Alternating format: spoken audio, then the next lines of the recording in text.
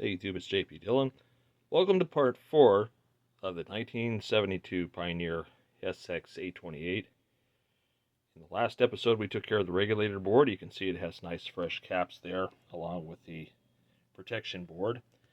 And while covering it with an RF blanket to diminish noise, the breeze that I generated moving caused it to brush up against the amplifier board here. And we've injured one of the driver transistors, which is represented by some negative clipping at very low power. So this is should be a fairly straightforward thing. We need to get to the amplifier board anyways to replace bad caps on there. So the amplifier board does come out. There's 2 screws up there in the shadows, 2 down there, and then we also have to remove the cage from the top so it will clear, and then it will come out through the bottom and we can take a look. So let me get the camera up, get the cage off, and get this board loose, and we can take a look and see what's happened. We'll do a good visual inspection, and then we'll start checking components and troubleshooting to figure out what exactly we killed. So this is interesting. This channel appears to have been repaired before. This very one that got hurt by someone else who has put in some NJE 150, 30, and 31. Not sure why the camera doesn't want to focus on that, but and then this output transistor here, see that one there, looks a lot shinier, a lot more thermal grease. So that's interesting, and that is the PNP. And the failure was load dependent, meaning if I took the load off, the clipping and oscillation went away. So when you see something like that, that typically is due to either a driver like one of these, but I doubt these because these are pretty indestructible, or one of these pre-drivers here in the Class AB section. But yeah, definitely we need to take a look and see what's going on here. Maybe we burned one of these fusible resistors open or something like that. So we'll do a basic component check first before we do some serious troubleshooting. I did have to take loose the input on the right channel so that I could get the board down in this position. They really don't give you a lot of room to work well, but making some extension leads, you can prop it up on a box like I got here and make it a little bit easier for you to work. So I'm just going to do some basic diode checks to see if I didn't blow a junction open or something, but I have my doubts. So this is the PNP. That's a little low, but I think that's normal for this circuit because the other channel is very similar.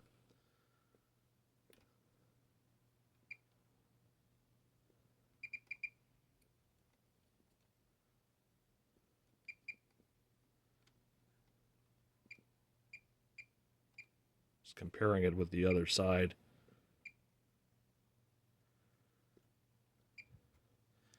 And let's look at our NPN. I know we didn't have a failure over the NPN side, but we're going to take a look at it anyways. That's probably normal for that.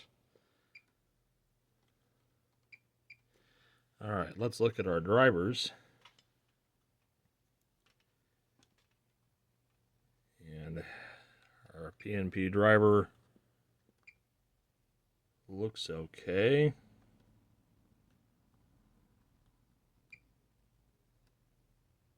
Compare it with the other side here if we can. It's a little bit more difficult based on, that's about normal. And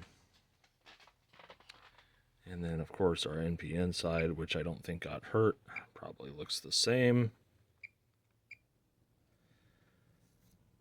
Then we'll look at our Class A, and these ones are based different.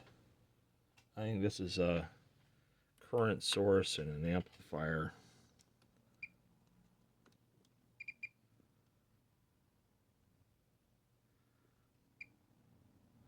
So far that looks normal.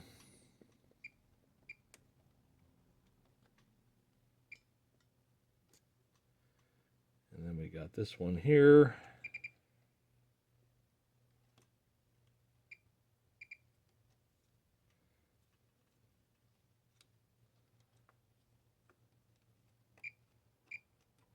Come on.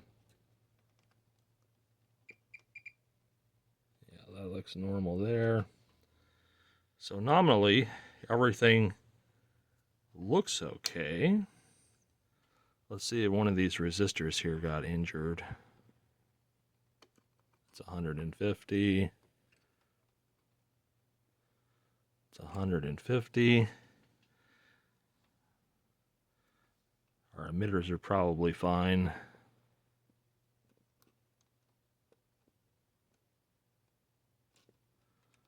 You're going to get some resistance through the lead, so even though these say half an ohm, you're probably going to read closer to an ohm, just because that's how it is. All right, so that checks out. And let's check these other feed resistors here and make sure that they're happy.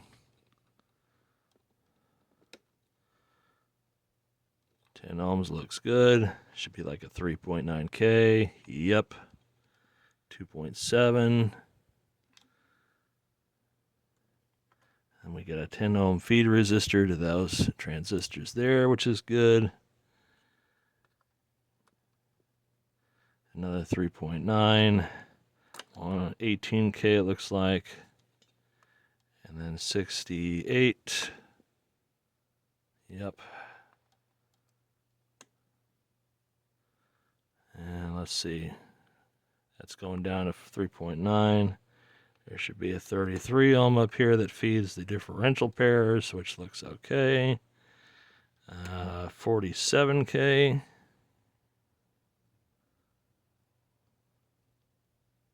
It's just charging up there.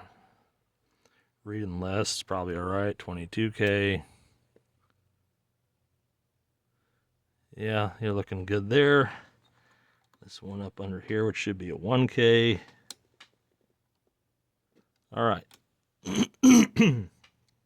So nominally, these look okay. But obviously they're not. Obviously we've got something going on, and we need to do some more extensive troubleshooting. So what we're going to do, I'm going to ground that unused channel. Ground the input anyway.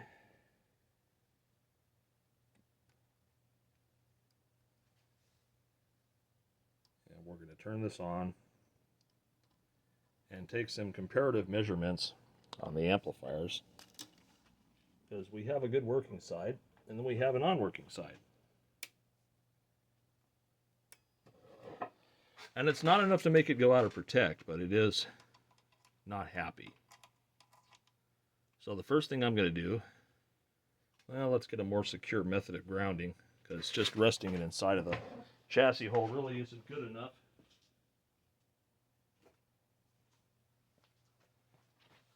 We'll use an alligator clip so we have a much more secure connection to ground.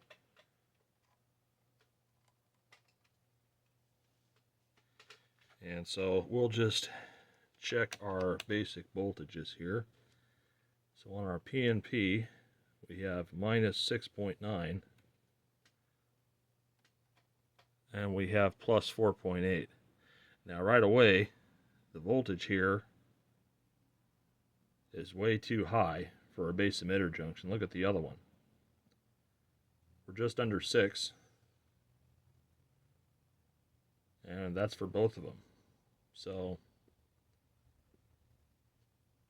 we're at plus 5, and we're at minus 5. Now you're going to see a little bit of difference because of the gains in the transistors in the driver stage.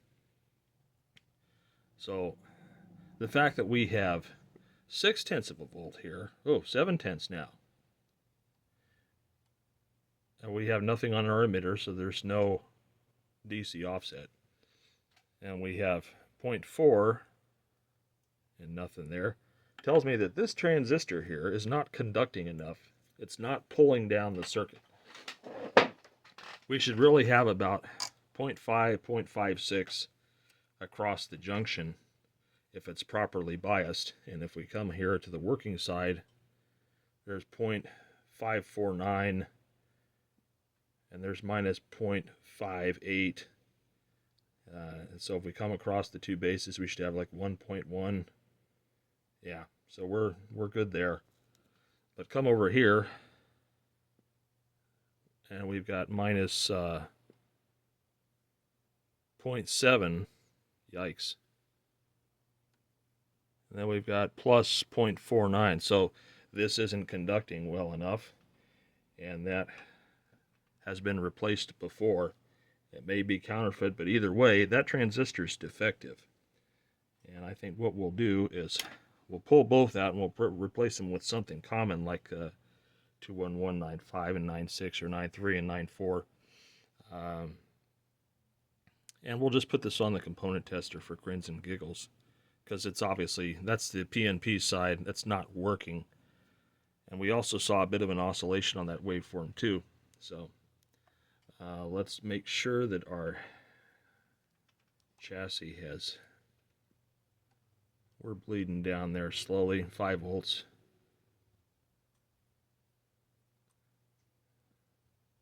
All right.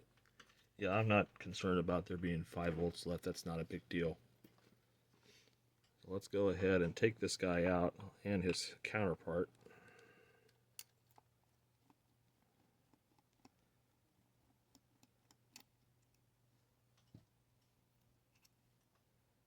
My feeling is the output transistor just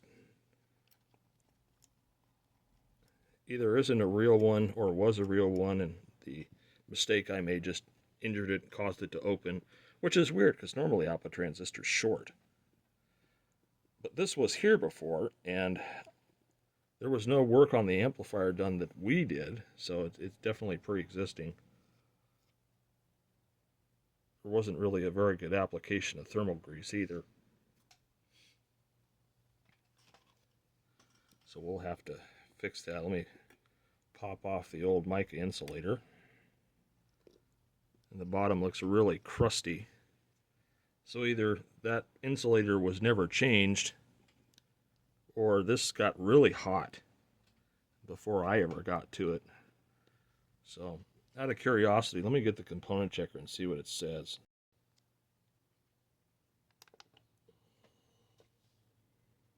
I'm curious as to what it thinks this thing is. Yeah, so right now it's just acting as a diode. So there was really, the collector junction is probably open. Let's see, between 2 and 3 it says, so that's collector and base. That's all that was there. So yeah, that's dead. I'm not surprised that the drivers didn't get hurt, because those MJE things are good to like 8 amps, just something scary. Let's pull the other one out.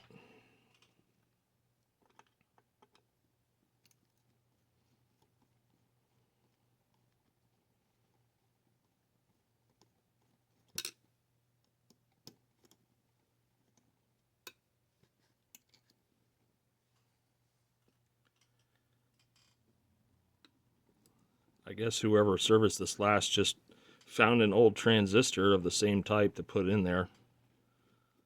I'll rarely ever do that. That's a very stopgapish solution, because you don't know if the beta matches the one that's in there, because he obviously didn't take this one out. This one's really stuck on there. So it got hot. It's baked on there. You can hear the stuff breaking free. Is it like welded into the socket? Wow. Yeah, so that's crispy. So this thing was probably under an overload for a long time.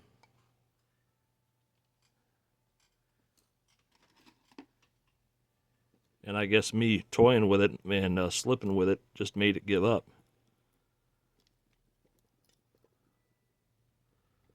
Man, did that thing get hot. Let's save our mica insulator here. Make sure there's no breaks in it. Scrape off any old garbage here. And then I definitely want to clean up these surfaces. And just get a shop towel real quick.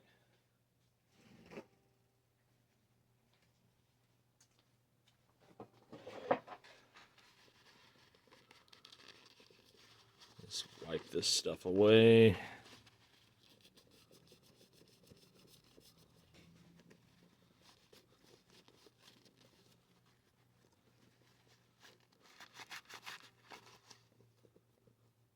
Make sure there's no burrs or anything sticking up.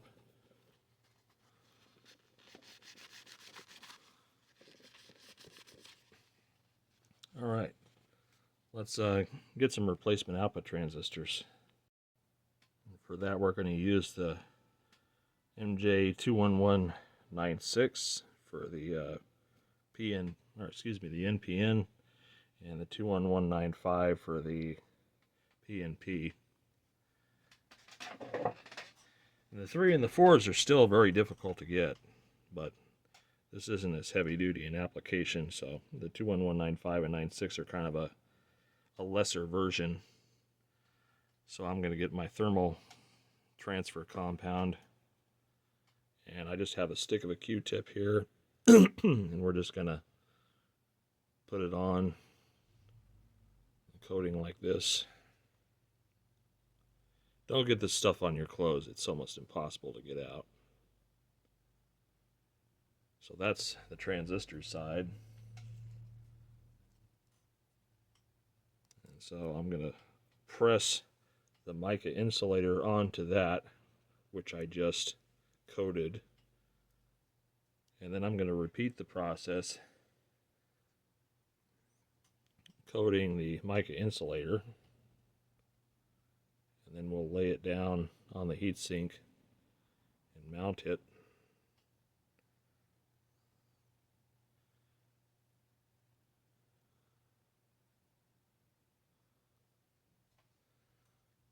Alright. So this is the 21195, which is the PNP, so we're going to put this down here. Just get the pins lined up with the socket. Do not force it in. It should go in with very little force. Make sure that you got it in the right direction. I don't think I do. I'm trying not to get the transfer compound all over my hands. Let's see, let's make sure I got this. Nope, I had it upside down.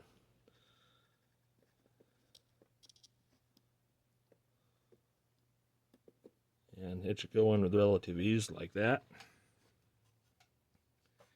We'll get our screws, and you seat them both with as little force as possible.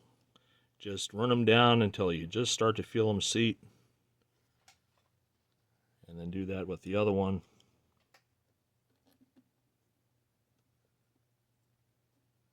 Once you get them both seated, then you can tighten them down. It doesn't have to be super tight, just needs to be enough where you can see the transfer compound squeeze out the edges of the transistor. That tells you that it's seated and that it's going to make good thermal contact. So that's the PNP. I'm cleaning off whatever remains of goo are on the mica insulator because I want to prep it. You can see it's still got crusties on here, so I'm just taking my shop towel and cleaning it off. And you can, if you search, get new mica insulators if you want to do that, or if these ones are cracked or broken, I suggest you do that. But these ones are in good shape, and I'm just going to leave them be.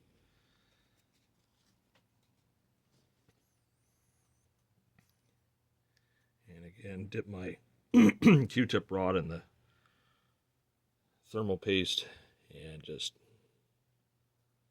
apply it here.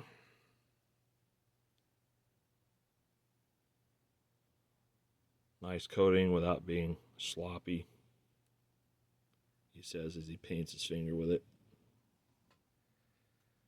And we'll just put our mica insulator on here and press it down. And I'm pressing so that all the thermal grease will transfer all into the mica insulator. That's how you can tell that you've got enough, as it has an even coating all around.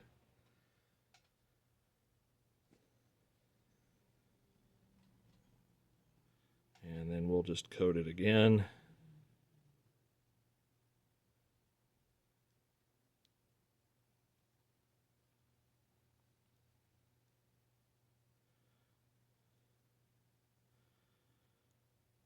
I was actually thinking it was going to be drivers, but it turned out that it was an output transistor that had opened.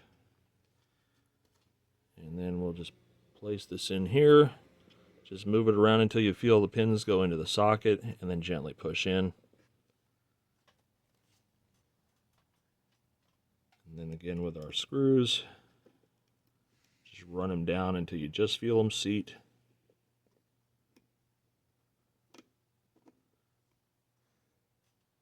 When I was learning on old televisions and replacing horizontal output transistors, you'd see a number of guys in the class that would crank the screws way down, and so the collector would bite into the heatsink and blow the fuse as soon as they turned it on. You don't want to make them too tight. So you seat them, and then you tighten them maybe a quarter turn until you feel it snug up. So those are in. Now, since there didn't appear to be any problem with the drivers, I'm just going to turn this on and check the bias. Some tips. If you pull out shorted output transistors, look at how they short. If they just short collector emitter, it's probably safe to assume that the drivers and stuff didn't get hurt too bad. I would still change them, but that's up to you. If it shorts collector base, then you got to replace the drivers, the pre-drivers, the bias device. Or you could just troubleshoot and figure out which components actually failed. But if you're a novice at this and you don't mind throwing some time and money at it, you can learn a little bit by figuring out how things die. So, let's go ahead and turn it on and see if it fries. And then we'll take our bias measurement here across our base emitter junction. There we go. So we got 0.559, 0.56 there. And we've got 0.57 there. So that's ideal. And I bet if we hook up a load to this thing and take a look at it on the scope, it'll look happy again. Alright, so I got it hooked up to a load. Now that we turn the volume up, we see that we have a nice clean sine wave. We can crank it up right up to about clipping there. And we can see it clips symmetrically. So there you go, that's about 50 watts. So she's happy there. Very good.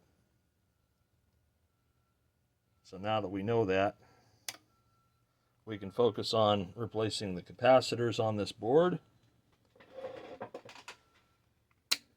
And that's fairly straightforward on this one. You just got 100 at 50 here, 220 at 35 here, and then you've got some, I believe these are 22s. 22s, anybody? Anybody? Yeah, 22s here, and then the input capacitors are 1 microfarad, so very easy and straightforward. And so to save a little bit of time, I'm just going to do this stuff off camera. We'll switch it out, and then we'll pop the amplifier back in and give the phono stage some attention. Okay, so we've got the board repopulated. I've also noticed that these have the infamous 2SA-726s as the differential amplifiers. I don't know if you can see that there. Whenever you see these transistors, these are no-goes. You get rid of them. They get terribly noisy. So we replace them with a KSA 992. Make sure they're beta matched because they're differential amplifiers and that's what you want. So let's now repopulate the board with the new transistors and capacitors, solder it up, and then we'll put the amplifier back in and give it another quick test. Okie dokie. So we've got the whole thing repopulated.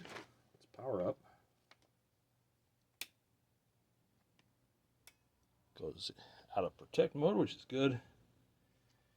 And let's tweak our DC offset here. So the first one we're going to do is the left channel.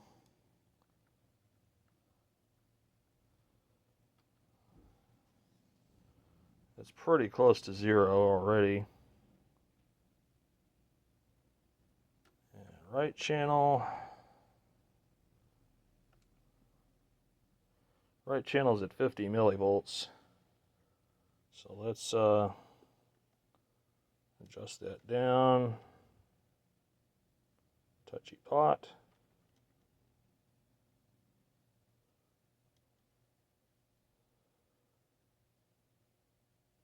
And -3 or 4.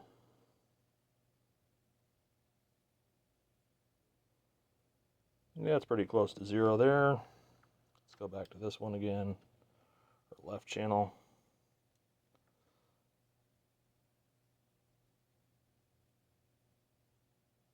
It's pretty close to 0. Okay, so this amplifier is happy. Let's go ahead and pop it back together, and then we'll look at the phono preamp. So far, so good. Alright, so underneath this shield is our phono preamp. And I can already see one of the main power supply decoupling cap poking its head up here. And there's probably going to be some blue Sanyo caps in here too, I think. We take the shield off. Nope, this is just... And right there I see a 2SC 1312. So that's got to go. That's replaced with a KSC 1345. All those transistors get super noisy. So I'm not at all going to leave any of those in.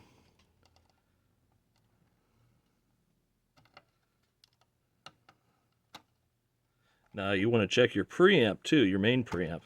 The one that we had, somebody had already changed out the preamp transistors to a C1775, which back then was the replacement for the what was it? 2SC458 and 2SC871, and a lot of those ones that were starting to get noisy. For the sake of ease of service, I'm going to flip this machine over 180 degrees since it wants to fold down that way rather than trying to solder it from the bottom side. And see, doing it this way just makes it a whole hell of a lot easier because you're not fighting gravity. So let me make some markings and then we'll depopulate this board. Again, I want to save time, so yeah, the 2SA725, 2SA726, 2SC1311 and 1312 are all being identified as noisy transistors.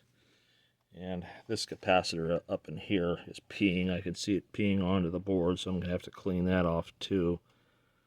But these are fairly straightforward. Just recap and new transistors, and they're happy. So let me go ahead and depopulate this board. Alright, so here's our little pile of parts. Nice depopulated board there. So let's put the new stuff in and see what happens. Alright, so here we are, board reassembled. We're powered on. I'm looking at the output of the phono preamp. It looks nice and clean. We have our proper equalization curve. So this thing's happy. So we've got both the amplifier and the phono stage squared away. So we're going to reassemble the chassis and work on the final things in the next episode. Make sure the tuner's working right. Maybe burnish the protection relay or replace it. But so far this thing's looking kick-ass. We've got all the major problems of it resolved. Nice clean signal there. So I'm happy. So anyways, hope you guys enjoyed this episode. Stay tuned for part 5. More stuff to come.